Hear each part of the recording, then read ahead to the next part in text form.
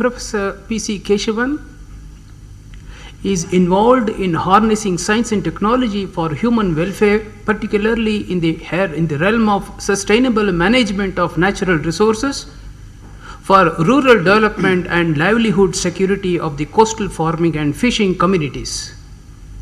Professor P.C. Keshavan occupied Homi Bhabha Chair and was Honorary Executive Director as well as Distinguished Fellow of M.S. Swaminathan Research Foundation, Chennai.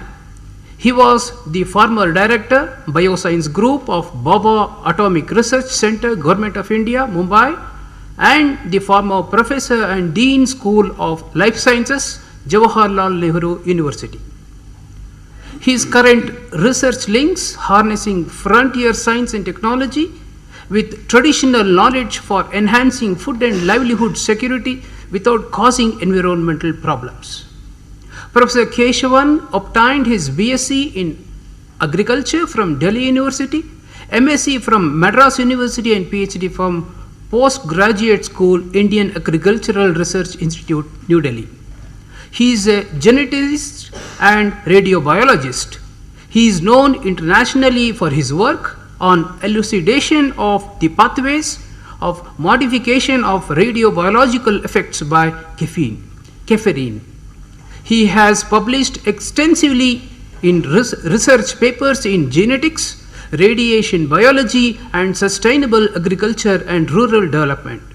For his research works, Professor Keshavan was awarded with J.C. Bose Medal of Indian Science Congress in 2008 and Jawaharlal Nehru Birth Centenary Award in 2009.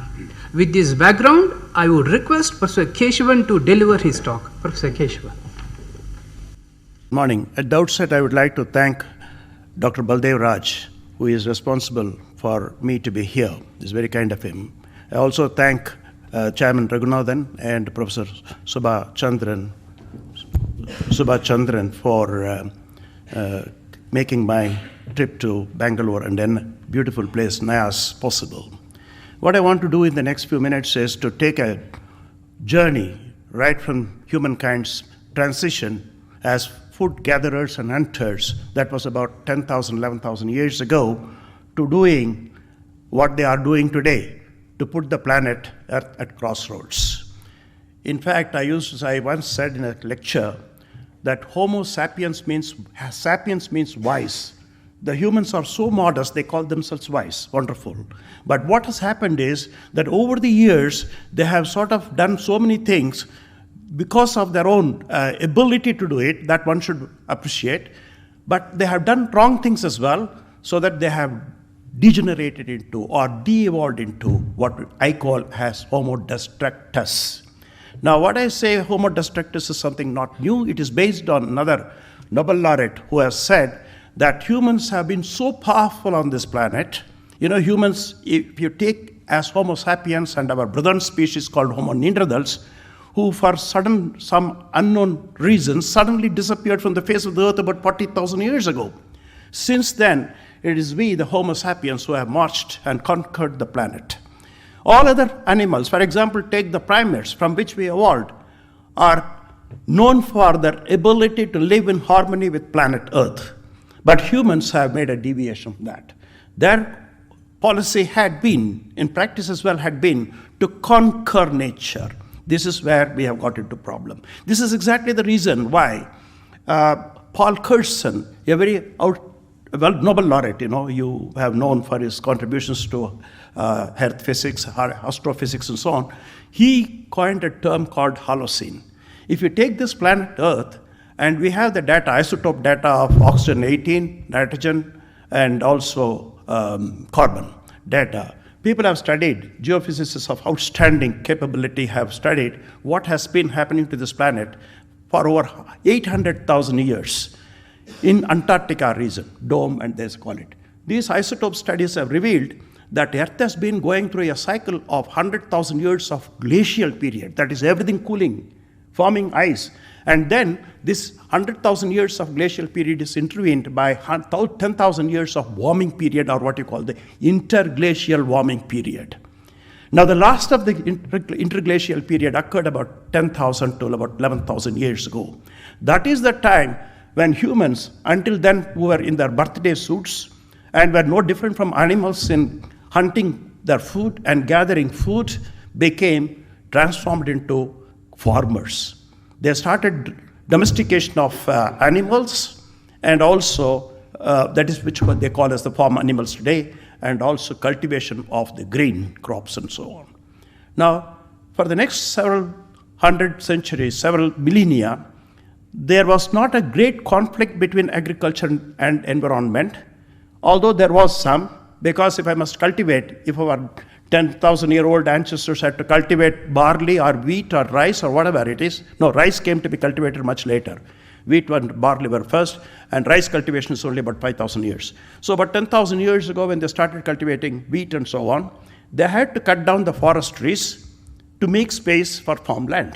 So that was the first conflict between agriculture and environment, because when forest trees were felled and the biodiversity there was destroyed, many species also became extinct, which were dependent on it. But then that was not worse. The real things to happen came somewhere in the middle of the 18th century, 19th century. One Justus von Liebig in Gießen, I had the privilege of having been a professor there in Gießen University for a different purpose as in radiation physics. That person demonstrated, look, nitrogen-containing compounds stimulate plant growth and also increase productivity. Now the question is, how do you get these nitrogen-containing compounds? For many years, that was not possible. They only used to choose normal nitrate available and apply. Then came Haber and Fritz Haber and Karl Bosch, Swiss Germans. And they developed a process called Haber-Bosch process, by which atmospheric nitrogen and hydrogen could be combined under high pressures and high temperatures to make ammonium nitrate. That was a gift to humankind. Because when you apply the ammonium nitrate, the soils are able to provide fertility, the nutrients to the crop plants. That is the inorganic nitrogen fertilizer that we use today. These are expensive, and the government has to subsidize a lot of things to the farmers to help them to buy them. The point here is the plants cannot utilize the atmospheric nitrogen. There is about 73% nitrogen, but this is of no avail to them because plants cannot utilize them. However, there are, in nature and evolution, some plants have developed what they call the root nodules and stem nodules and even leaf nodules. These nodules contain bacteria, a very specialized form of bacteria that can fix atmospheric nitrogen as nitrates in the nodules. And when you plow them in, for example, the African tree, Phaetherbia albida, is a tree that has all the leaves filled with nodules, and it is fixing the atmospheric nitrogen very efficaciously. And the farmers used to, the leaves fall and provide nitrogen fertility to the soil. It is so simple as that. Then in other crops, leguminous crops, all the pulses that we have been endowed with the capacity to develop nodules and fix nitrogen themselves. But the main crops, like cereal crops like wheat, rice, and so on, do not have it. Therefore, if you must have a good cultivation of, a good yield of paddy, you have to apply something like 100 kilograms of nitrogen per hectare. And where do you get that from? That is mostly in the form of nitrates. Now, this nitrate was a fantastic thing. It was, if I may use the term, was a pivot. It elevated the humankind. Now more rice, more wheat, and so on. And that also provided an opportunity for humans to multiply. What Malthus said, these humans, when Malthus wrote this essay in 1798, the global population was only 950 million. And he thought it was a huge one. Whereas today in India alone has 1,250 million people. How has it been possible to belie, to defeat Malthusian scourge? It is because of technology. To that extent, we should appreciate technology. But what technology has done, if you look at the same nitrate problem, it is now known, another potential Nobel laureate in Nature published a paper a few years ago saying the Earth's boundary with regard to nitrogen cycle has been exceeded. That is, more nitrogen has been converted to nitrates in the soil, because nature, what it happens in nature is, for the nitrogen-fixing bacteria, there is a counterbalance of denitrifying bacteria. The denitrifying bacteria will reconvert the nitrates into nitrogen and send it to the atmosphere. Now, there is no equivalent opposite of Haber-Bosch process that can only fix nitrogen into nitrates, but not reconvert nitrates into nitrogen. So you are having an imbalance. What is the effect of this? Nobody knows. But one thing is certain. You have nitrous oxide as one of the greenhouse gases. You have it, which is a long-lived one. And you have pollution of the nitrates affecting many river systems, aquifers, and so on. All these are happening. And no way that you can deal with them. There is no technological way to deal with them. So the Haber-Bosch process, which was once a pivot, which elevated, today has become a hatchet. You see that? So there is a very smooth transition from what is a pivot that lifts you and to the one that cuts you. You see?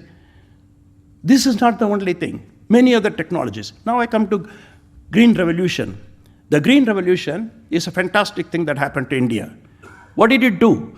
Until 1965, I was a student in Delhi. I was not only a student, I was also a student leader. Not like this, the present students of Jawaharlal Nehru University, but I was a Secretary General of the Students' Union, and many times, as many as 3 to 4 days a week, neither would we have chapatis for dinner nor rice. That would come only if PL-480, the American deal, would land a ship either in Madras Airport or Calcutta Airport. Then for us in Delhi, the food grains have to come by goods train. And that will be finished very soon. That was a pitiable sight. That was a time that you must also read the book, Paddock Brothers, economists. They wrote a book. They used the army principle of triage. That is, if you take, for example, countries in those days, East Pakistan, now which is Bangladesh, Pakistan, and other countries, the population is small. If you give food grains, they will survive. But what about India? These people are multiplying like maggots. So they should be written off. Don't give any food grains. So not only was the hunger, but the humiliating remarks contained in that book, famine 1975, America's decision who would survive, that book. And Paul Ehrlich's book also was very humiliating. So it is in that background that Professor Swaminathan, along with Borlaug, brought about the Green Revolution in India. Green Revolution, I will show some photographs I have circulated. I think Professor Chandran has already circulated to you. It's a short plant. The idea of a short plant is it can withstand large amounts of food grains on the top of the head without lodging. So if you want to apply 100 kilograms of nitrogen to enhance the grain yield, then the plant should be short. So the Green Revolution involved the Mendelian principle of breeding to achieve plants which are normally, because originally, when I was a student in Delhi, the Punjab wheat used to be very tasty, but had very long plants and very short panicles, so yield was not that good.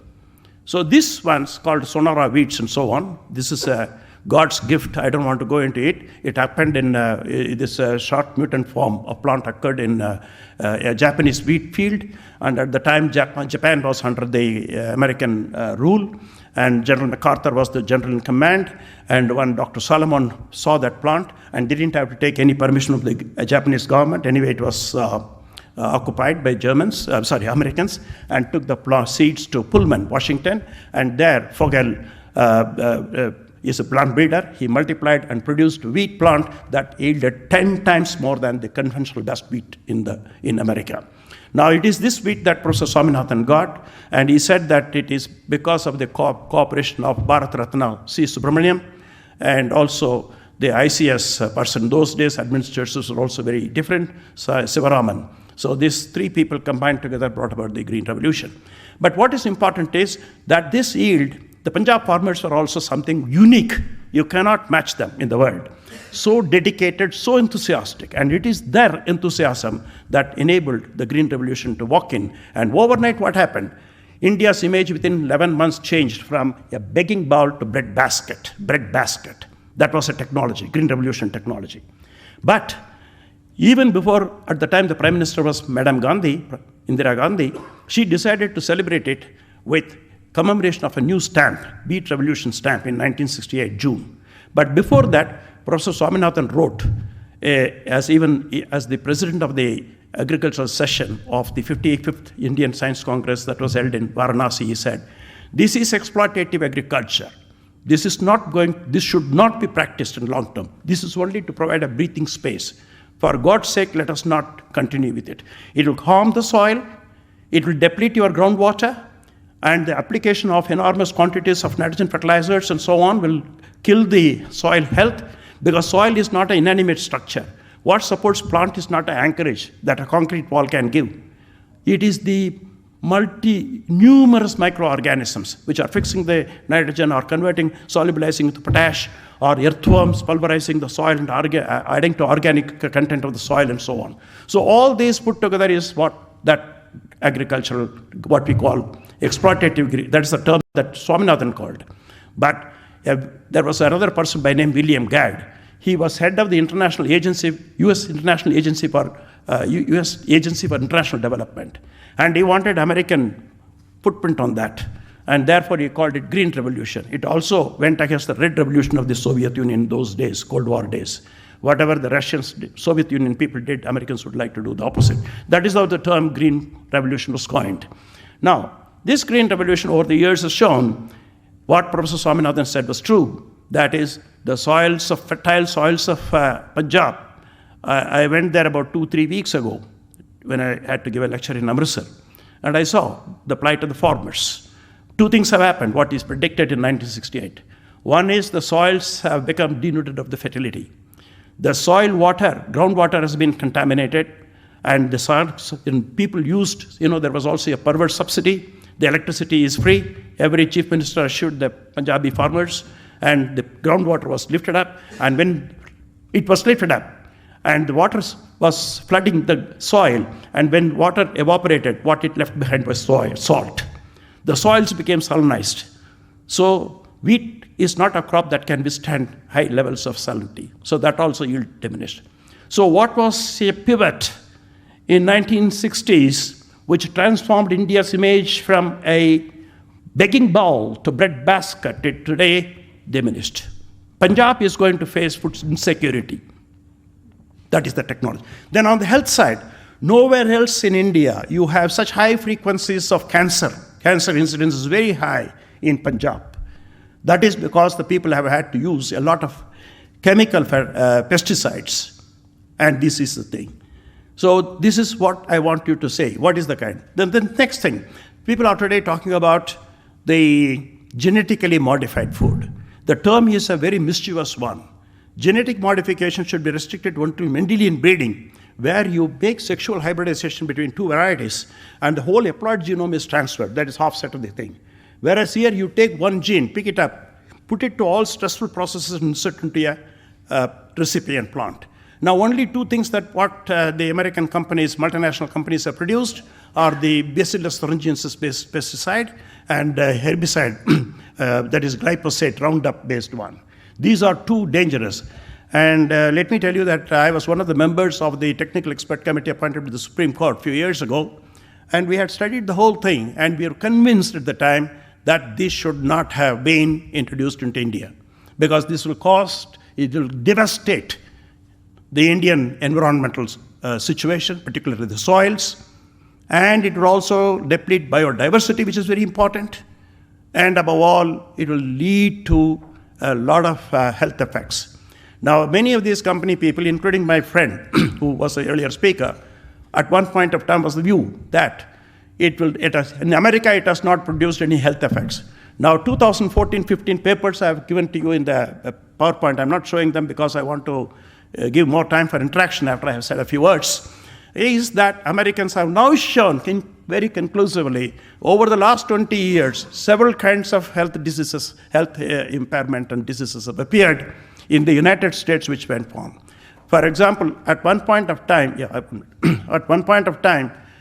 in 1980s, they produced tryptophan through what is called a genetically engineered method. It killed 37 people and paralyzed 1,500 people, and litigation to several $1 billion is still going on. Then they introduced in 1994 tomato called flavor saver tomato. Now this tomato was in the market shelves for about 11 months. After that, litigation started because it started gastric erosion, or in other words, you can call it ulcer. It started producing ulcer. Then immediately it disappeared from the market. And the reason ascribed was not health, but anything else. Now, what is the way out? This is where I would like to refer in the next 2 minutes to what Professor Swaminathan has developed. Today, if you take India is now having a high economic index. We are very proud of it. But we don't look at the other side.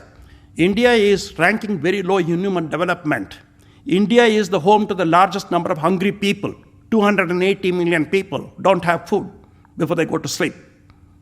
And India is the home to the largest number of malnourished people, 600 million, because there are three kinds of hunger. One is caloric hunger. You can put some rice or chapatis in your stomach and see that you have eaten.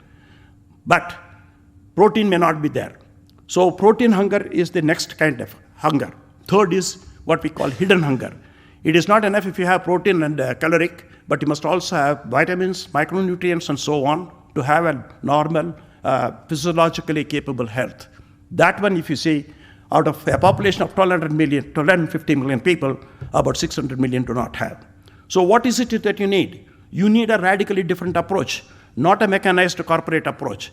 And India is, as a gift, is a blessing that it has got about 150 million small farmers. It is these small farmers who can accept a kind of a farming with nature, I want to use, because 10,000 years of farming has been against the nature, conquer and conquest of nature. So that attitude of the Indian and every other government should change to accepting, to evolving a method. And where is it happening? Professor Swaminathan has written numerous papers and so on. I have put some of them. And also the fact remains, why is it that 250 million people or 300 million people in India go to bed hungry? There is plenty of food. I can tell you, the world over today, we have enough food in the world to feed 10 billion people. Human population is now only 7.4 billion. But world over, there are 1.5 billion people going to bed hungry. Why? The reason is they don't have money to buy food. So what in Indian scenario very important is to develop access to food, the economic access to food. That can come only with livelihoods. And you cannot, the government's thinking, we can divert them from rural areas to urban areas is something wrong. No, technology has to come to your rescue. What they did in China, I have made visits to Beijing about 4 or 5 times, and I have heard people how much they have suffered. Their social science has been completely disrupted. So that's not the solution. You have to create rural livelihoods, on-farm and non-farm. I have produced a number of different things. One outstanding thing the world over they appreciate is what they call the trichogramma thing. If you quickly show me once, go over the slide, but I want to focus on one thing. Can I do it from here? Or? The trichogramma, what they have done, I'm giving you an example. Swaminathan Foundation has developed over 200 different livelihoods. 200, what I want is I have to go quickly over.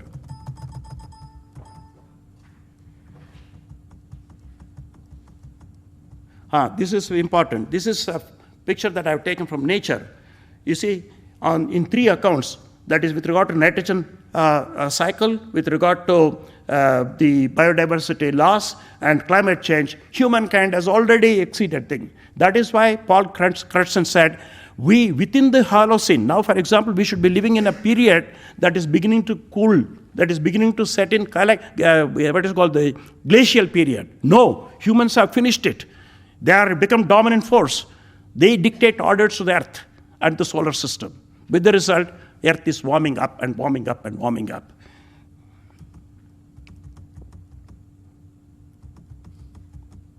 All these are in here. You can raise questions, but I'm not taking. You see the biodiversity loss. Today you have only about 10 different varieties of tomato, whereas at one point of time it was thousands. When Cuttack was set as the Rice Research Institute, India is the center of origin of rice. In the border of Orissa and Cuttack, there were about 40, 50,000 variety species. Today we have 10,000. What has happened? The anthropogenic destruction. This is the short variety of rice, the end, that could enable the acceptance of large amounts of fertilizers. This is in 1968, he made a statement that intensive cultivation is exploitative agriculture and we should not continue with that. This should only be used as a breathing space.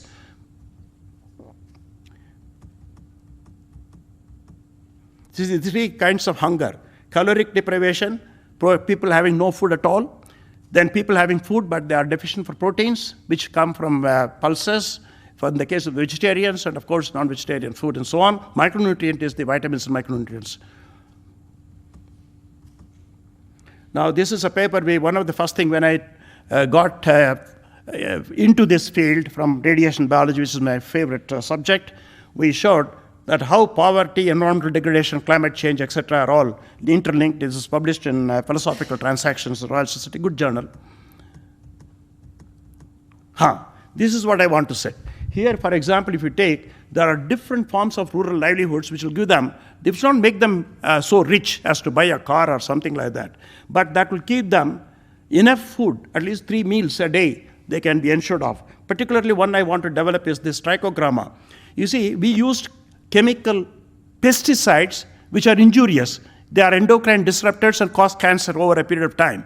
There are a number of interesting papers about DDT that was applied about 50 years ago, and the women now, 90% of them having breast cancer in the United States. Now in this case, what happens is you make friendship with the enemy's enemy. Do you get? If, for example, I have got my neighbor having a problem with me, his neighbor will have some problem, so I make friendship with him. So this is the philosophy here.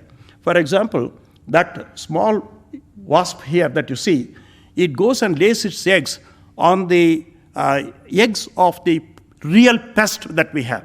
So the parasite, which is a small tiny wasp, it goes and lays its eggs on the eggs of the pest. So what happens is, now for example, that is Helicoverpa, is a cotton borer. It also spoils your brinjal, bengan, pest and all that. Now that is the wasp on the right side, on that side, trichogramma.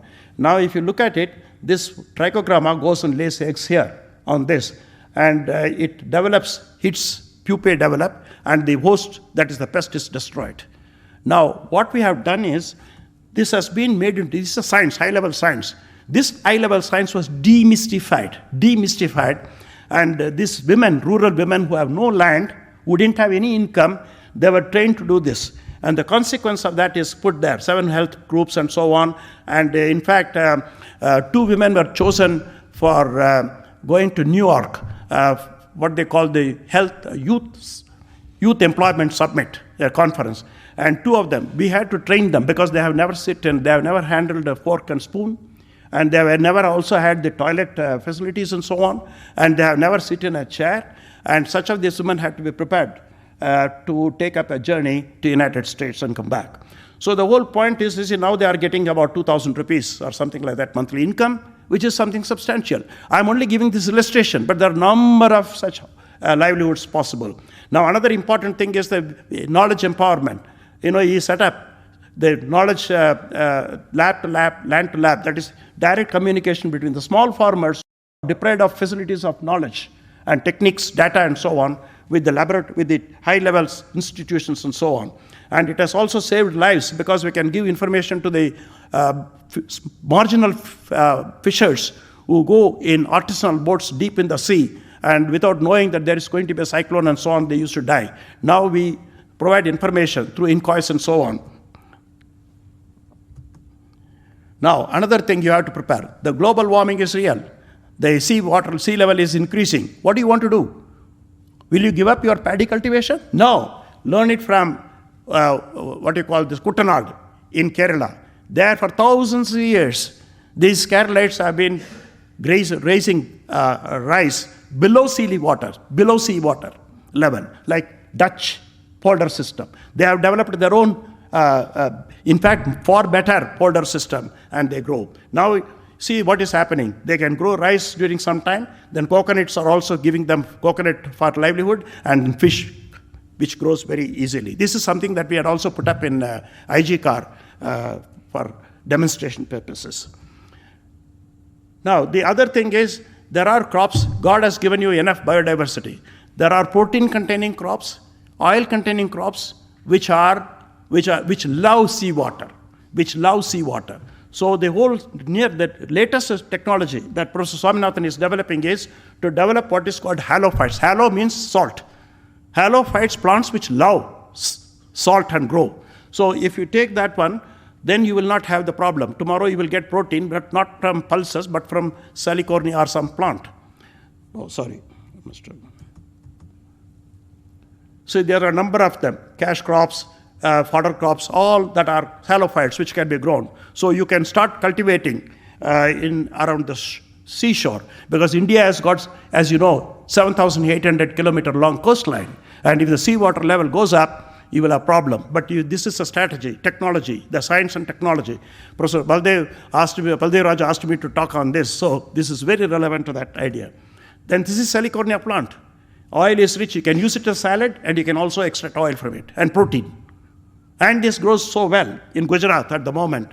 Thanks to former the chief minister, now the present prime minister, he had encouraged all this at the time. Now this is a collection of so many different halophytes plants. It's not one, several of them are there. So now I want to skip all this genetic engineering thing which I have said and come to the...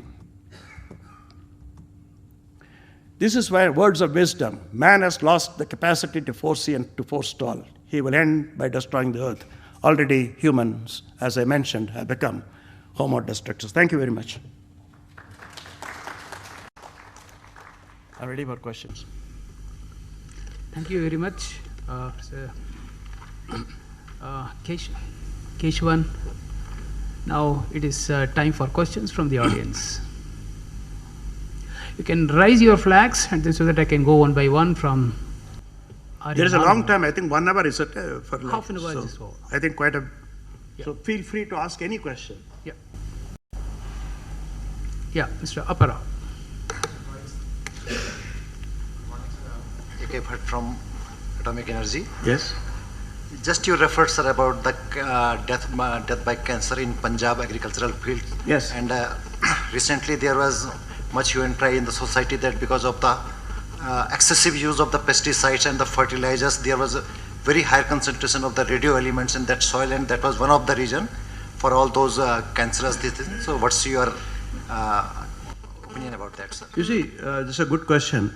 What really has happened is, Punjab, when I was a student, if I had gone to more places in India, that is Punjab. Because many friends, I was also a sportsman and I used to go there quite often when I was a student. Punjab never used to cultivate rice. You know that, in those days. But then what happened? The greed set in, because after the small varieties, short varieties of wheat started yielding, C. Subramaniam, Bharat Ratna, told the Punjab farmers that now we have dwarf varieties of rice, koshish karo, try karo, to aa jayega to. Then they tried and it was a bumper crop, rice. It grew as nowhere else in India. So what they did was to put wheat ke baad rice, wheat, rice. Now in the process, the Punjab farmers lost something that was very precious to them. What was it? They used to grow berseem and pulses and other things between two wheat crops or cotton. Crop rotation, this crop rotation was completely abandoned because they have to sell the market. India was buying, what you call the procurement prices were also made attractive. So I have got so many months of wheat, acha dalo. The next rice too. So it went into a disastrous cycle of wheat alternated with rice, with no leguminous crop that would fix the atmospheric nitrogen. The second thing was the political problem or political mistake, which is that electricity is free. When something is free, then what you do is to use it 24 hours. So they started running their pumps 24 hours to extract the groundwater. Now below a certain level in the earth, there are salts.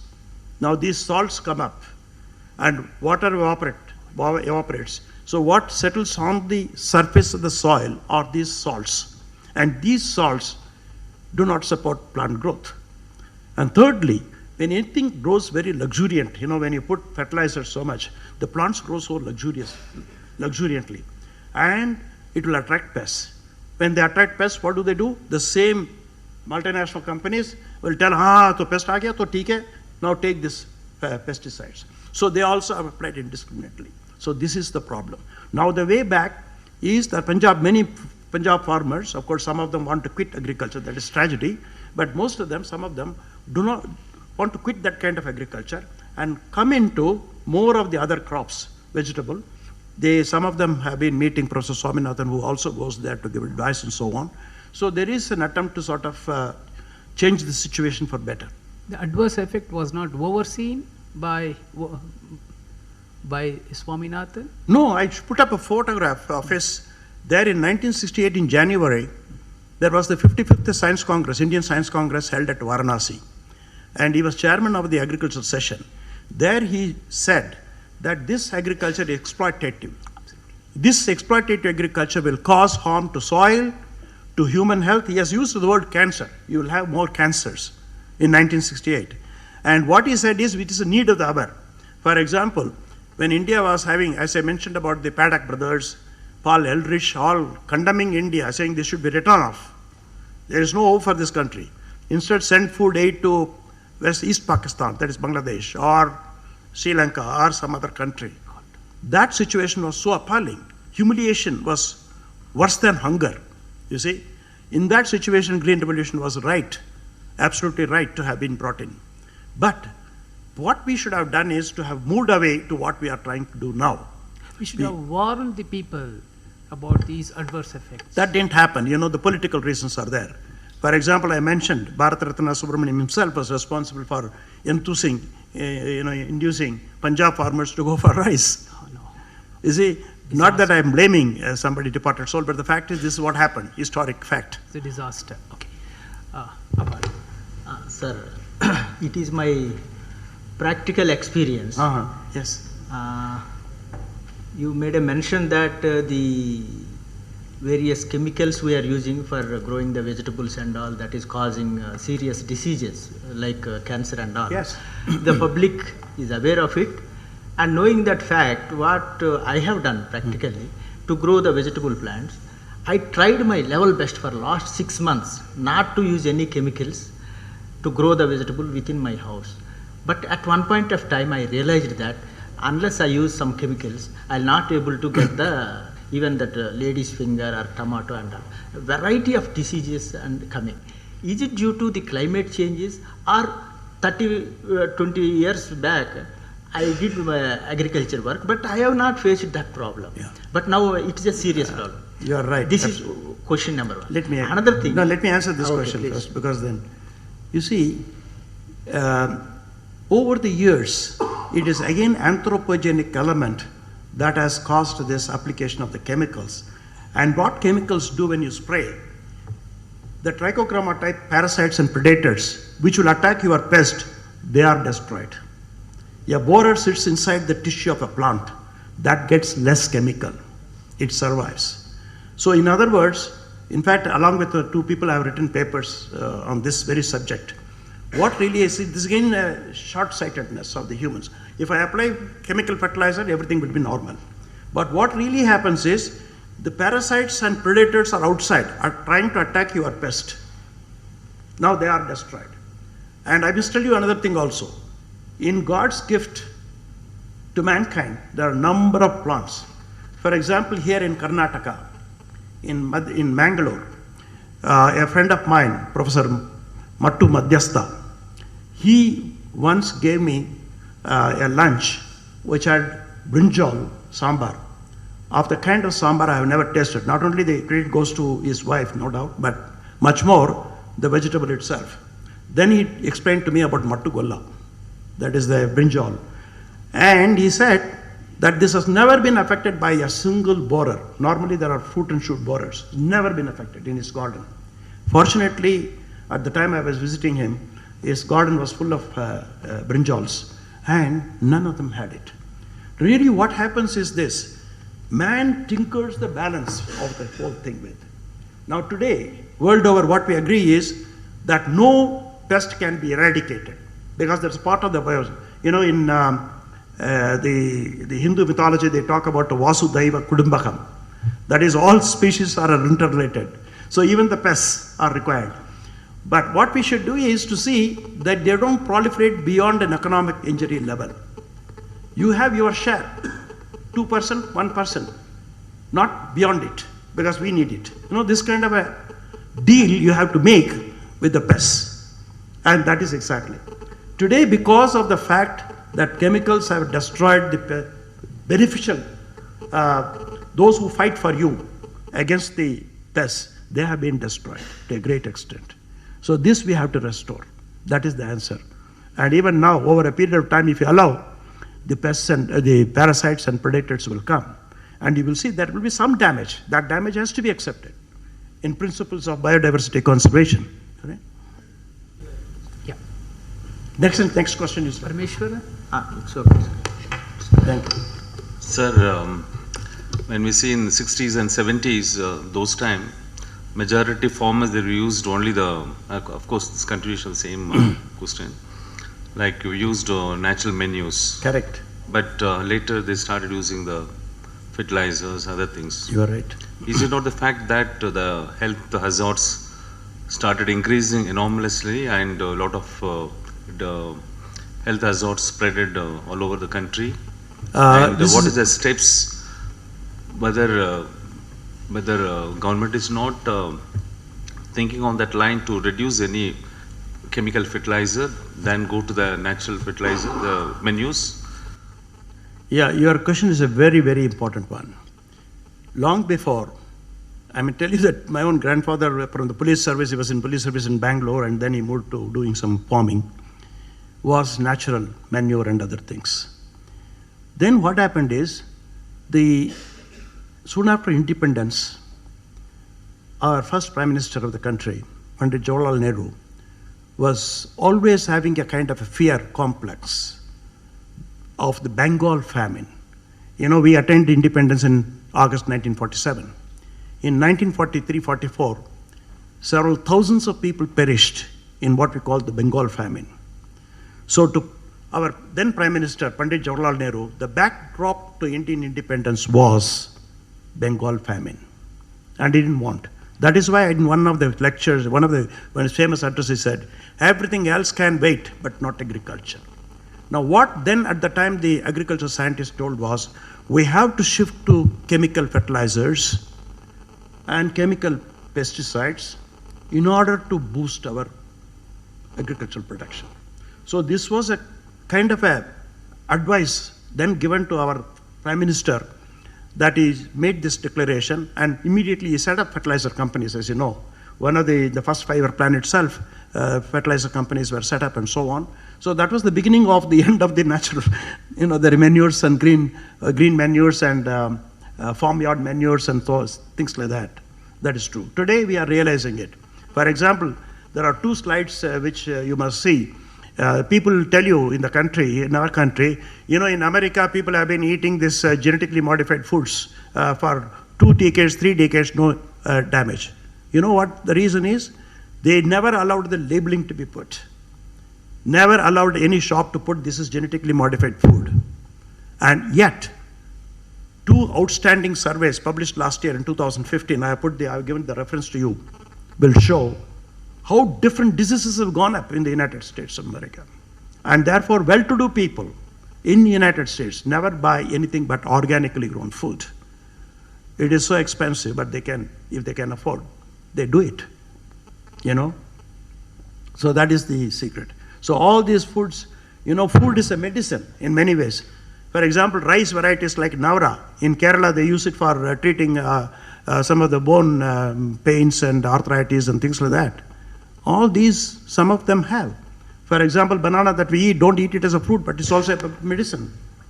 You see, there are a number of things. So if you are going to tinker with them, the chemical composition of these foods, through use of fertilizers and so on, through use of pesticides and so on, and most of for example, I'll tell you, since there is time, there was an argument, like cigarette industries, tobacco industry was telling, no, there is no association between tobacco, cigarette smoking and cancer for decades together, they managed.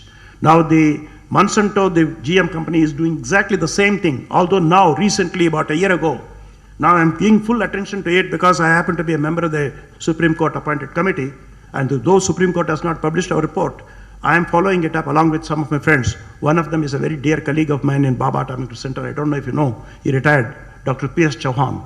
See, some of us are following it. And we find amazing revelations today, like health effects and so on. And I thank Mr. Jairam Ramesh, is a minister from Karnataka. He did such good thing to us by putting moratorium on BT brinjal. Otherwise, we are a center of origin of brinjals. And our brinjal industry would have been next door. Bangladesh adopted it. They are going through hell of a problem.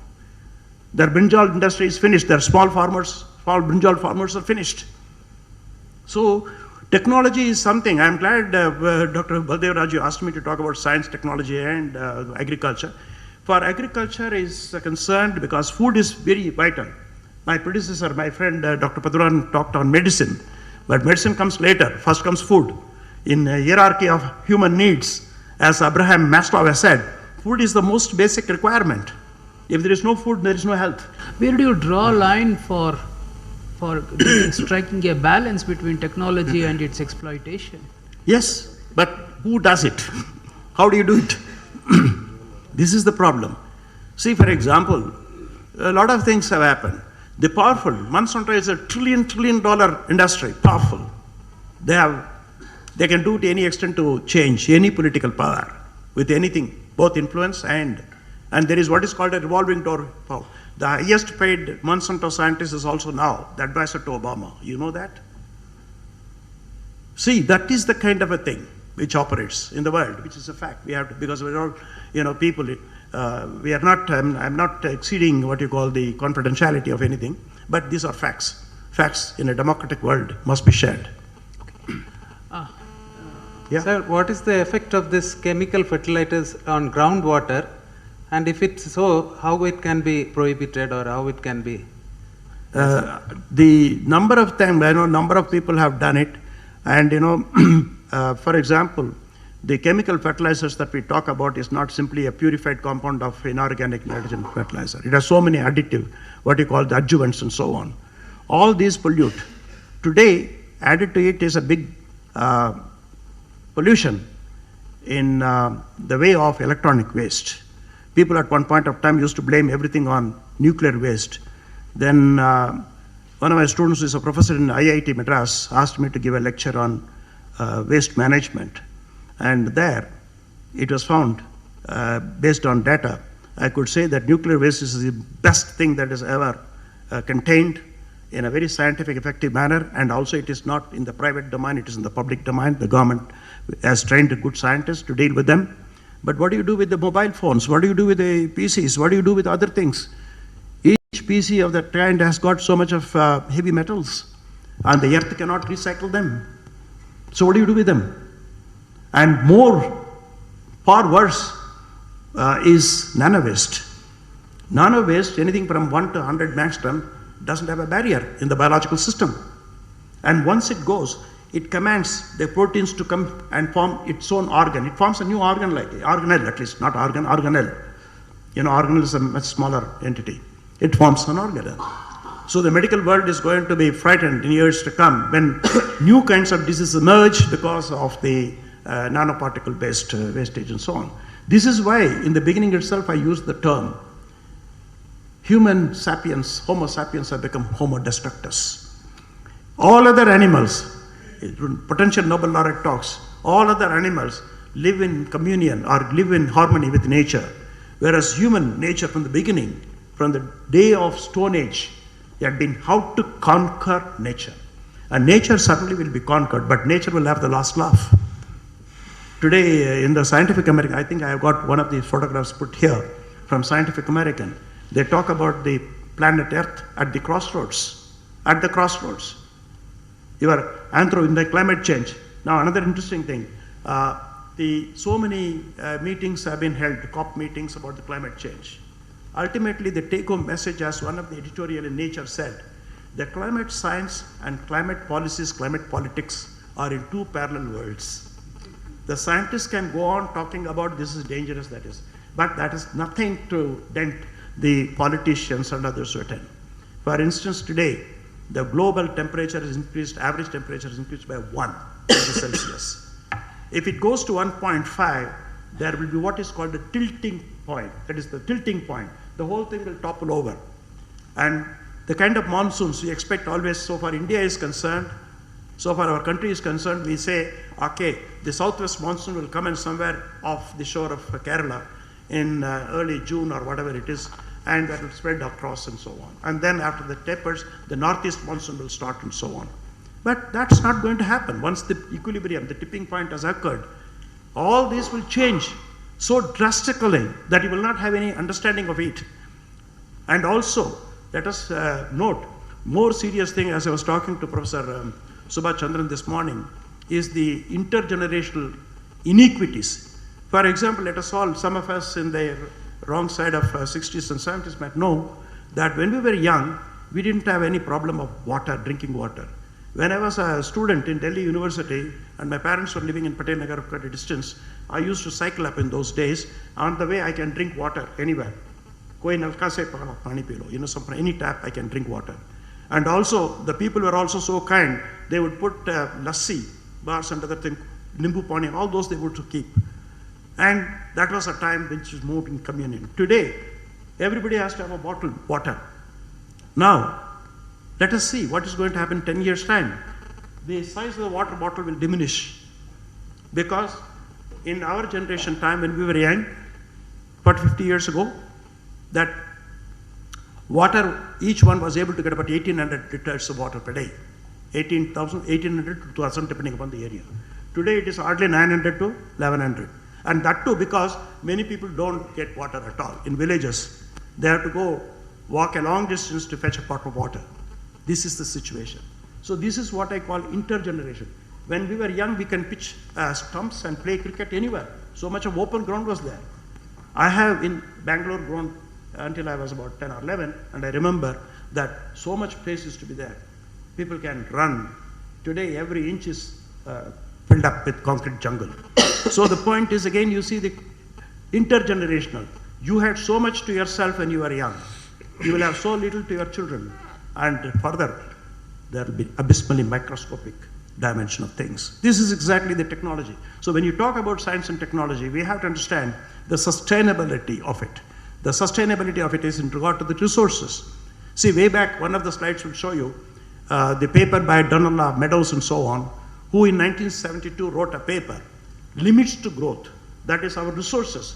For nobody can build a house without sand, without water, without stones and so on, and wood. Now all these are becoming rare. This is what they had seen in 1972. And they said there is going to be limits to growth. Then the powerful lobby in the United States opposed them. Powerful lobby condemned them. They are mad people, and so on. Similarly, Borlaug, who won the Nobel Prize, was totally anti-environment. Because I will tell you why.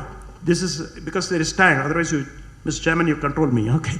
See, the thing is, Borlaug at one point of time, 1940, Paul Muller demonstrated that DDT, dichlorodiphenyl trichloroethane, DDT, pesticide, is a remarkable thing. It can kill all the insects.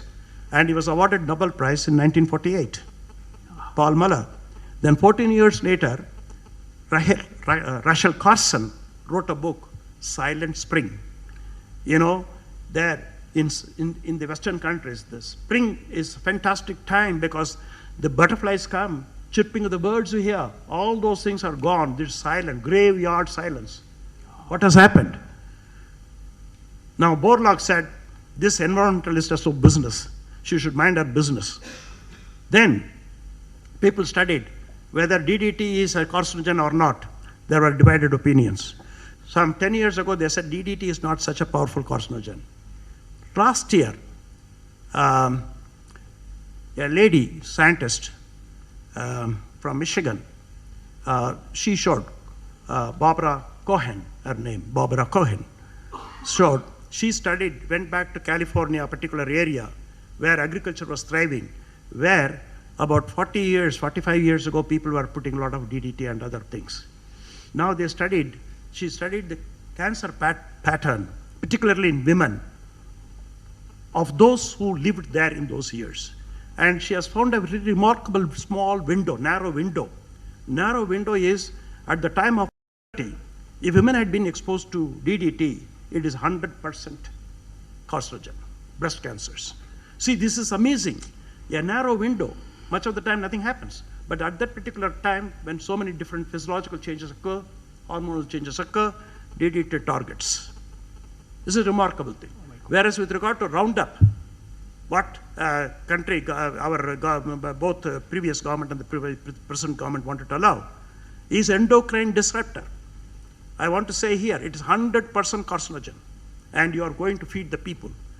And in one lecture I said, you know, people were, I was giving a lecture in, with regard to low-dose radiobiology, which is my favorite subject, and somebody there asked, are you saying that low-dose radiations are not harmful? I said, yes, I'm saying. I'm even adding one more. It is beneficial, I'm saying. And then he said, this is amazing. We thought it is weapons of mass destruction. I say, weapons of mass destruction are the genetically modified foods, because everybody has to eat the food, and everybody has to face cancer and other diseases and die. Not this. And go and see the Kerala population which is living in Chavara and Manavala Guruchi area. As a matter of fact, one of the former directors of the IGCAR, President Rodriguez, was sharing one of my talk, and then he said, I want to say one thing, I grew up in that area. Had I not grown up, he was given to a sense of humor, and he said, had I not grown up there, maybe I wouldn't have become a director of the IGCAR. You know, so what I'm saying is, you see, technologies are good, and for example, today, everyone should promote nuclear energy. Why? Because Royal Society has seen that that is the only form of energy. The nuclear fuels do not add to greenhouse gases. That one thing will do. Greenhouse gases. Today, if India needs more power and you go for fossil fuels, you will add up. And India is going to be the worst hit country because of the climate change, for two reasons. One is the Himalayan glaciers are melting. Already 2/3 is gone from the remote sensing, as we see. And if that happens, Ganges, Jamuna, Brahmaputra all become seasonal rivers like Kaveri, and fighting between Tamil Nadu and Karnataka and all that kind of things. North Indian rivers also will become seasonal rivers. If that happens, just imagine what happens to the entire food production in the country, the entire ecology of the country, and the livelihoods of millions and millions of people along the Indo-Gangetic plains. So these are the issues that we have to see. It is for these reasons, in one point I said, you must give up this fossil fuel business and set up as many nuclear reactors and so on. It is not because I have been with the radiation business for a long time in my life, but the fact is that this is true. Check up if I am wrong. Yeah. You see, we have to see all these things. Technology means agriculture needs energy. And one form of, in our great grandfather's time, it was provided by manual labor, as well as the animals, farm animals used to provide draft power. After that, fossil fuels came. Today, if you want more energy, even for agriculture, you have to go nuclear. There is no choice. Okay. I have a question, Lakshmi. Yeah, I have an observation, sir. Sir, you told about the soil health. See, indirectly, the soil health of any country has been spoiled because of the influx of the population. If we can address the issue of the population, probably we could address the issue of soil health also, because we need to sustain the population. Overnight, we cannot reduce the use of fertilizers or any other chemicals. Overnight, we cannot do it. Probably we need to have a sustained model so that we could slowly do away with the pesticides or chemicals, and then manage the population and then address the issue. I want to react to it in two ways. The first is, with regard to population, I am 1,000 times in agreement with you. This is what I said. After the independence, our governments should have given all kinds of incentives to reduce the population. You know, it is a pathetic thing. Nowhere else in India, nowhere else in the world, we have such a human population. You go to some of the international airport, every fourth person that you see is an Indian. You know, that kind of a situation. That is appalling. You can never achieve sustainability in terms of development because of our population pressure. Let me tell you, that's I agree. The second thing is, if you go to Hyderabad, there is an agricultural scientist by name Anjaneyalu. He was ICAR official and ICAR scientist. He resigned from ICAR system in New Delhi and came and started an NGO, and he has now over 600,000 hectares of land, all without any tinge of fertilizers or pesticides. Remarkable yield. Now, I have been following it through what is called the International Federation of Organic Agriculture Movement, IFOM, the headquarters in Brussels. And you can see how many different countries have been successful in that. After all, you see, one thing I agree, today we have got into a mess of population, not only population. My slide will show you population combined with environmental degradation. Now, what is called Indira Gandhi, in her famous speech in 1972 in Stockholm, in the United Nations Conference on Human Environment, she said, you can't treat environmental degradation alone, separated from poverty. So poverty and this form a vicious circle, and that is so true. So you see, your question is a very well balanced question. What I mean is, these are the answers. One, there is a possibility, but there is no question at all about our not containing the population, you see. Okay, I will move on to the next question. Nagamani? Yes, ma'am. Sir, this garbage is becoming a nuisance for most of the cities of the country. Yes. So even Bangalore, we have converted that into a garbage city. Yeah. So now my question to you is, there are various suggestions given by various people, wet garbage, dry garbage, classification, so many things, and how wet garbage can be converted into useful manure for farmers. You see, there are, again, there is a slide. There are two things. What we do is also we talk about smart villages, climate smart villages, climate resilient crops. These are terms, for want of time, I did not, now you have given me an opportunity to say a few words about it. The first thing is, the agricultural waste is something that you can convert into useful products. We have trained some of these rural women, landless rural women, to start industry, small micro industry, based on converting the agricultural waste, particularly banana stems and banana leaves, all kinds of things would be littered all around, and in choking some of the rivers and water bodies and so on. So you convert it into paper boards. And Japan has a great demand for anything that is organic and recyclable. So any product that you make out of the agricultural produce is indeed recyclable. Earth is able to do it, unlike certain other things that we mentioned. So that is one thing that can convert a waste into an opportunity, and in every rural area which generates a lot of agricultural waste, whereas urban waste is different. The urban waste, we have to think of different methods. They're again cyclable and non-recyclable. Things will have to be separated and done. We shouldn't follow the examples of course, Japan and United States. What they do is to dump all the electronic waste into some other country.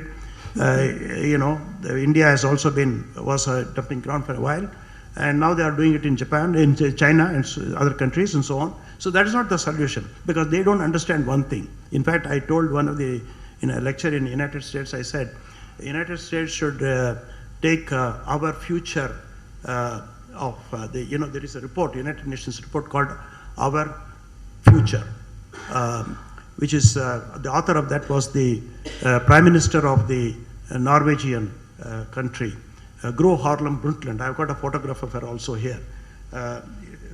Maybe it is here. This is it. Gro Harlem Brundtland.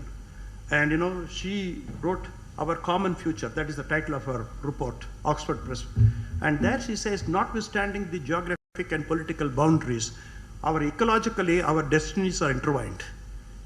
America cannot say, I have dumped it in India, because the effect of it globally through atmosphere and water is the same. So that is why she titled it Our Common Future. Irrespective of the political frontiers, the fate of humankind is ecologically entwined. So dumping doesn't solve the problem. It only delayed reaching you, and so on. So the whole point is, urban, today we have to, you see, this is where I find, I am not against what you call Mahatma Gandhi rural employment thing that's going on, which is good. But in addition, there must be a movement to start off some of the rural livelihoods in this manner. See, now whatever we have in the country are at the demonstration level, largely brought about by MS Swaminathan Research Foundation and one or two other NGOs. There must be a national policy that we supplement the free food donation or the rural employment for 100 days, etc. Along with this, if only they do that, there will be what you call the generation of interest. For example, when somebody is fed free, he doesn't think he has to work. You see? So there must be a compulsion. Necessity is absolutely very essential. I think one should strive for that. That's exactly what I think. Okay. Thank you, sir. Next, Nanda Kumar. Sir, as we all are aware, agriculture in India is in doldrums. Exactly.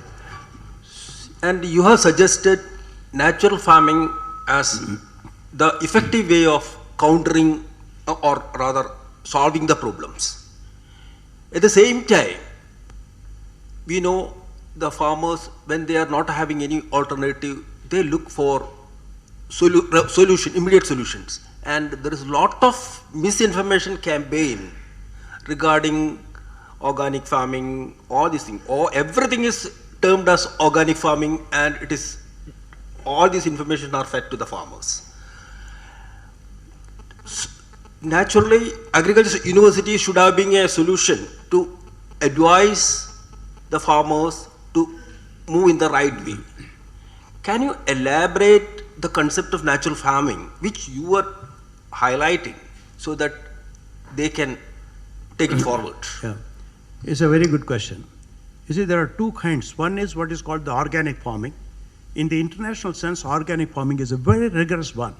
That is, the soil should not have any even parts per million of trace of any chemical fertilizer or chemical pesticide and so on.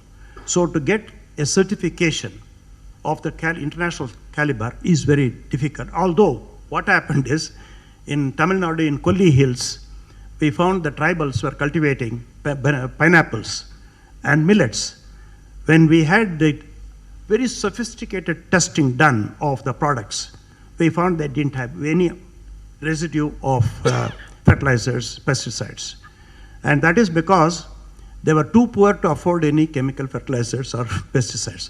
So it is a kind of organic farming, not by design, but by default, that they couldn't afford. Now we immediately linked them with some German companies and so on. They are now getting, and some of the ragi and other materials that we are getting to reinforce, or what you call the fortification of the nutrients in cereals, come from those villages. And they have now become well-to-do.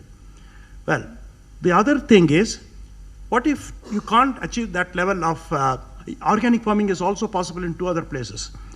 I spent about 5 weeks after the tsunami, 2004 tsunami, in Andaman Nicobar Islands. The Lieutenant Governor was very kind to us and had given a helicopter, so I went with 4 others to survey the whole thing and to give a report to the government how the unsustainable, because paddy cultivation was done there, which is ecologically and economically unwise. This was thrust upon by the British, because most of the people in the circular jail were either Bengalis or the Tamilians and others, from South India. They eat rice, and therefore they said you cultivate it. Now that is not wise. We made a lot of suggestions. The coconut there, a number of Nicobar Islands, are naturally grown. Every coconut is organically certifiable. Now, has the government done anything about it in spite of a report? Nothing. So ultimately what happens is we have knowledge accumulating in individuals' pockets and the shelves, but nothing is translated into action. Now the other kind of agriculture, which is less rigorous than organic agriculture, is what is called green agriculture. In the green agriculture, I am giving an example. If you say that your paddy requires 100 kilograms of nitrogen per hectare, I will not apply all the 100 kilograms in the form of ammonium nitrate or something. Instead, I will partition it. I will give 10% in the form of ammonium nitrate, 20% in the form of what he said, farmyard manure or nash manure and so on. Rest maybe in the form of legumes. That is, there are, for example, Baba Atomic Center had done a marvelous mutant. There is what is called Sesbania rostrata. It came from Australia. It produces nodules in the stems, very unique crop. Now, this was having what is called photoperiodic limitation. That is, it can grow only when there is a long day length, like in summer. But if you want that to be, normally what they do is to grow Suspenia and plow it into the soil, then raise a crop of paddy or wheat or whatever. So the long day length was interfering with this. So Bhabha Atomic Research Center induced radiation-induced mutations in them to knock out the sensitivity to photoperiodism. It's a remarkable piece of work from Bark. And today we have Suspenia that you can grow, and it will add about 40% nitrogen to what you say. So in other words, this is a kind of agriculture, not organic, but green agriculture. In the green agriculture, I'm saying you deviate from the chemistry-based agriculture to a large extent towards nature-based. That is the point. It has to be transition. But with regard to yield, I may again like to tell you what I said. Anjaneyalu in Hyderabad, fantastic yields. The ICR has made visits, but ICR, unfortunately, let me tell you very openly, is caught between Monsanto's GM crops and Anjaneyulu's organic crop. And this, what you call, Monsanto will pour trillions of dollars. Now they want to take over our agricultural whole operations. Whereas poor farmers cannot put even 1 naya paisa. That is the difference, what controls the whole thing. Okay, next question. Sir, we have started converting salt water, saline water into fresh water. Yes. So, don't you think, sir, if we do this on large scale, then again it will create ecological imbalance? Ecological balance will not be achieved because where will you put all the salt? So many problems will arise. See, this is what one has to see. It is exactly the same as Haber-Bosch process. You converted the atmospheric nitrogen, plenty is there. And today your earth has got so much of nitrates. And that is going to cause a lot of other problems as yet unforeseen. Some we have seen, some we know, some we have not yet seen. So this is the problem. In technology, what happens is, for example, today we have what you call an extravagant lifestyle. Extravagant lifestyle. In that, every day you see, in between the cricket program, if you are watching, you will see 10 advertisements. Don't use fog, use this body odorant, that, all kinds of things. The fundamental question is, does humankind need these? Can we not live without deodorants and all kinds of things? Now, if you take, for example, ordinary bath soaps, you can get anything from 13 rupees to 300 rupees. One new soap I saw about a few days ago, one bar was costing about 90 rupees or something, 95 rupees or something like that, small one. So the point is, the industry today, for example, technology, when you talk about technology, the science-based technology has been diverted by few to make money. And that exactly is the reason. Take, for example, let us say we are the third richest country in the world. And why is it that you have a human index, development index, something like about 130 out of 200, and global hunger index, 52 out of 138. Your Bangladesh and Sri Lanka have better indices than us. Why? These questions cannot be answered by anybody. Not Mr. Jaitley, not by anybody else, because these are facts. You cannot. Okay. Pankaj. So you mentioned that in context of Punjab, that salts coming out of deep ground water has contaminated the soil. So is there any way to get rid of that? Yeah, that is being done, but you have to change your method. If you want to reclaim the soil, that is the word, reclamation of those soils is possible. But again, you have to deviate from that corporate-based approach to what is required as a family farming kind of thing, where you grow different vegetables, different crops. Don't grow for the same wheat and rice. Instead, grow for vegetables, grow for other kinds of things that are salt tolerant. And over a period of time, the salt dilution will happen and salt concentration will come down. See, the whole idea is, if you look at the nature has a business of harmony and cooperation, all the processes. Take hydrological cycle, take nitrogen cycle, everything it is balanced. Whereas what happens when science-based technologies are redirected towards only making money? Many technologies are good. They have solved human problems. If, for example, we still are able to exist on this planet, despite Malthus's warning, it is because of technology, no doubt. But what I'm saying is that technology, when it's not properly used, and some technologies we promote wrongly. What is one example of a technology that we are wrongly promoting is genetic modification of organisms. No doubt about it. You have learned. So many people died in the United States? No. doesn't matter, go ahead. And that is the wrong thing, you see. And then again, we all know all countries in the world are hungry for energy. How do you produce energy?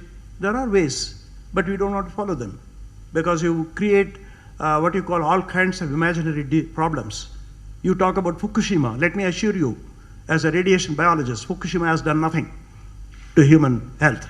Let me talk about Chernobyl. Compare Chernobyl with the Bhopal gas tragedy. Chernobyl is a small thing. Maybe less than 100 people died here and there, and none genetically affected. Whereas in Bhopal, how many thousands died? Where is the focus of the humankind? We talk about Chernobyl, and we here have imaginary problems. Say no for nuclear power reactors. But there, if they want to set up one more chemical industry, humankind probably would be more generous. You see, these are the issues. Thank you. Sir, I just want to ask you, it's here, sir. This why West went for GM food at all? There was no need for them. It is sparse population, but why they went for GM food at all? You want me to tell the exact answer or what is told? No, you tell. Exact answer is to conquer. India, for example, many of the developing countries cannot be enslaved once again like the British did. You can only hit, for example, Dr. Baldev and others conducted 2 Pokhran tests. We could not have conducted this kind of tests had we been still importing food from the United States of America. We couldn't have had the political sovereignty. We couldn't have had the national food security. And we have them. So how do you knock them out? Let me ask you a question. Simply that. Once again, these people. For example, I have told you BT brinjal in Bengal has destroyed brinjal industry. And today they want to put it, some of them, again, there are reasons which you know, but I don't want to explain. People can be bought, even from our country. And once that happens, for example, at a time, let me tell you this much. When I was a member of the whole thing, somebody asked me, "Sir, your daughter is in the United States?" I said, "Yes, you're right." And she's married an American. Yes, all right. I said, "Sir, why don't you make a trip?" I said, "My wife and I made a trip. What is the problem?" "No, sir, this time we will give you business class, and you can also go on to visit that St. Louis. They will give you $500 per day, but we will put up all. What is the reason for?" And let me tell you, without naming the person, he came to the foundation 3 times to meet. And every time, one time I had to go through the back door, get out. Once the security told me so-and-so has come, an American giant, first time, I left all my bags in my office, in my secretary's room, and went through the back door, through what you call these generators and all that kind of thing. And my driver doesn't come until about 2 o'clock when I go, but this was about 10:45 or so. So I went and hid in some place and told, "I have a driver bulavo." See, this has happened. Now that explains. And so far America is concerned, many people, including my daughter and her husband, do not touch any of this food. They get organic food. More priced, but they get it. So ultimately it is, it's a capital society. The feeling, for example, what Obama wanted to do, the healthcare and other things, did they succeed? So that is the whole thing. Now the idea here is simply political, not food. I will tell you one thing, you can quote me. The existing crop plants which the Monsanto Americans have developed will not increase the food yield like Green Revolution did, even by 1 gram per hectare. 1 gram. Quote me. Okay. With that, Okay. So what is the need for it? And the Monsanto company, which has put the HT, what is called herbicide tolerant, is also the manufacturer of Roundup or the glyphosate. They say, your crop will take more, so put more, I will sell it. That's it. Yes, okay, sir. Actually, I am the farmer, came from farmer family. Till my degree, I did myself agriculture. Good. What the difference what I am observing from those days in these days, whatever the seeds we are using for the next crop, previous yield whatever from the crop, whatever getting, same thing we are using for the next crop. So that is one thing. But now we are unable to use those things. We have tried, but there is no any sprouting of those things. Only whatever we are getting from the market. Those are only, okay. one more. I got your question. Let me answer. One more thing, sir. No, I know what you say is farmer cannot save the seeds for the next season growing. Farmer cannot save the seeds. He is unable to save the seeds from this crop to sow the next crop because it doesn't do well. That exactly is the scientific principle. Behind the seeds that are produced, BT cotton, HT cotton, everything has got that. That is known as GURT principle. GURT, G-U-R-T. That is genetic use restriction technology. The seed will kill itself if you sow it. The reason is, unless you go to the producer every time, how can he make profit? Yeah. Supposing I have sold you this time and you are going to use your own seeds, mera kya ho jayega? I will be pauper. You have to come back to me every time. For example, the BT cotton seeds are sold at 1800 rupees per 400 grams. Desi cotton for 90 rupees. Yes. When a farmer buys, I'll explain that. I agree with you. 1800 rupees, 1200 rupees go to Monsanto out of that. 600 rupees, Mexico has to take a shore. Then the farmer sows this 400 grams of seed. And his problem begins with the sowing because that is a hybrid. It requires much more water than your Desi cotton. It requires more chemical fertilizers. It requires more pesticides because the BT against borer. But white flies and jassids and aphids come and attack, against which this has no solution. Okay? So the farmer commits suicide. One slide I have put it, how in the Californian scientists have analyzed that the farmers' suicide in rain-fed areas of Maharashtra is directly related to adoption of the BT cotton. Okay, sir. One more thing.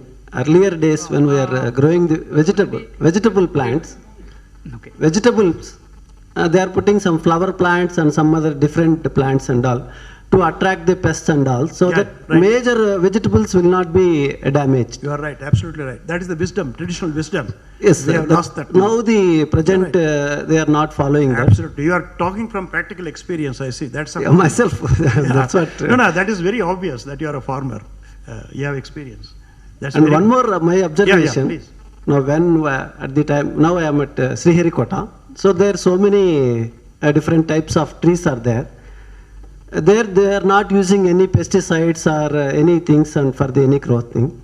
Some trees, when I joined there some 25 years back, same trees, they are giving a very good size, more yield, big size fruits and tasty.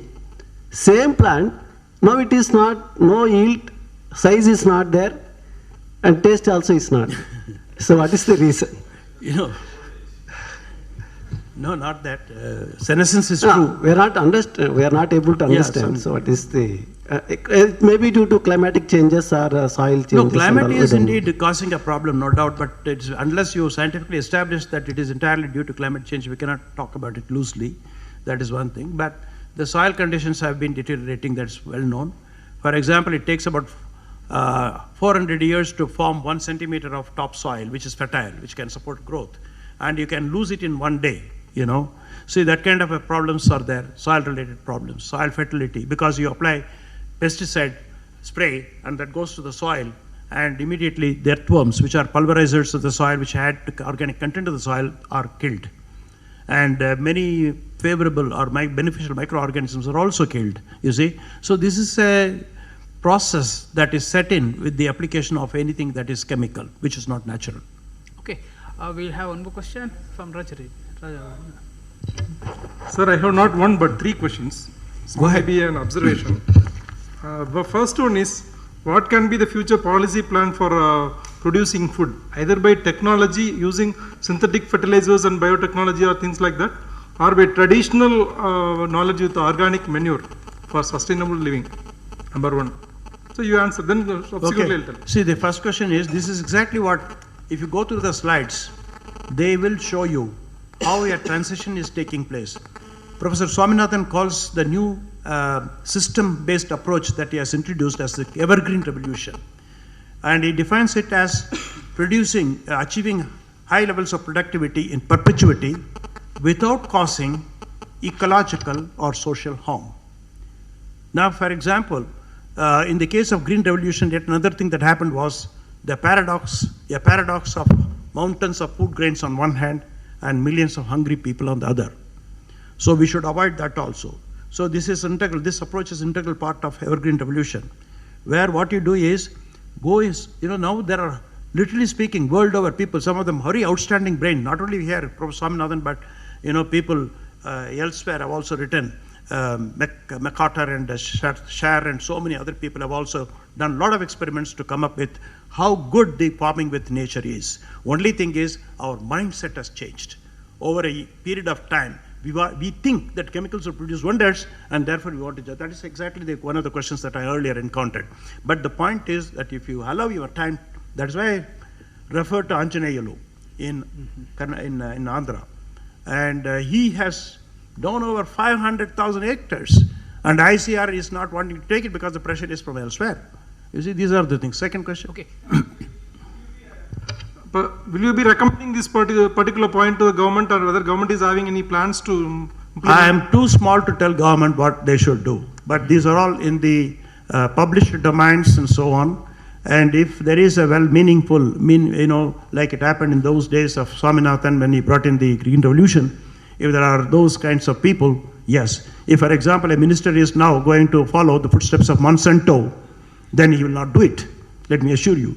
But Jairam Ramesh was different, and he did it. Okay. Restrict yourself to question later. Yeah, number third question I will go. Second I am skipping. We are done already. Yes, sir. Sir, any factory product is priced according to the standard economic models. Fixed price plus running capital overheads, like that only. Typically, example is a cement manufacturer fixes his cost, price of a cement bag, whereas a farmer is not allowed to do so. Is not one of the reasons for farmers who sits in Andhra Pradesh and you see, there are number of, for example, dealing with anything inanimate, whether concrete or steel or cement, is different from agricultural production in the field. You have numerous problems, both anticipated and unanticipated problems. You see, for example, in some cases, in some years, we had over production of tomatoes in Andhra. And I was traveling, somebody said, sir, 1 rupee 5 kilos. I felt sorry for that farmer. What can he get with, that means he's desperate. That situation is on one hand. On the other hand, black marketing and not availability of foods, for example, onions in September month in Delhi and other places would sell for 200 rupees a kilo. So the whole point is somewhere our production system, supply production demand system, needs to be looked into, and it should be balanced before we can talk about the prices and other things. Okay. Last question from Samparai. Yeah. Sure. Samparai. Good afternoon, sir. Long time back, I have seen one program in DD Doordarshan where it was shown that some farmers of some areas are injecting hormone to accelerate the life cycles of the vegetables. They have taken small bursts of that vegetables, injected the hormone, and within 1 or 2 hours, it grown in such a shape that they can sell it into the market. Now, my question is, what kind of steps, it is a long time back I have seen, we have taken to stop the inflow of these type of vegetables in market, because as a consumer we can't differentiate them. Absolutely, you're right. You see, this is there are a number of methods that are going on. Tomato ripening, mangoes and so on, mango season is coming in, and all kinds of these things are done. I think it is highly deplorable, the condition of food safety evaluation in our country is not up to the mark. This is a fact. You see, so many things can come in. For example, there is a big story of Monsanto suing government of India, over a particular gene which they had produced, found in some what you call Indian variety. I don't want to go into the details. And ultimately it turns out we don't have any means. If somebody gives a seed, that's a tragedy. Anybody can do anything and get away with. Food is indeed, if it is not properly managed in terms of safety, can become weapons of mass destruction. You see? Yeah. Last question, please. Sir, it is my observation is that farmers they are producing grains, vegetables, but they cannot store that thing, and due to that they don't get money. Because they are forced to sell that thing immediately, but the profit is the businessman, they get the profit. So some years they don't get money, and so how the government, I mean, is there any plan that the government is thinking that farmers should have that type of capability of storing the foods or vegetables? Again, I have got to tell, let the cat out of the bag, in the sense. The government of India had appointed a commission called Farmers Commission, Agriculture Farmers Commission, of which Professor Swaminathan was the chairman. This report was submitted in 2004. It had not seen the light of the day. Why? Because he had recommended that India needs to build about 5,000 silos, which will be probably 1/10 of the 2G scam money. If it could be spared, Punjab farmers would have been able to store their wheat and rice in godowns, not on the roadside. That would perish with rain. So the whole point is this: the technology is available, but the government of the day must understand what the people need. And it thrives on vote banks, not on our wisdom, not on our findings, you see. That's the tragedy. With this, we'll conclude a wonderful interactive session by Keshavan. Thank you, sir. I will ask Dr. Nagumedi to present vote of thanks for the session. So I can come there? Absolutely. Good afternoon, ladies and gentlemen. It's my proud privilege to propose vote of thanks to Professor C. Keshavan for delivering such a thought-provoking lecture. I should tell you, it was really very emotional, and we could feel the concern you have for Indian agriculture and mankind as a whole. Really, we were all moved by this, and the interaction what took place really threw more light on your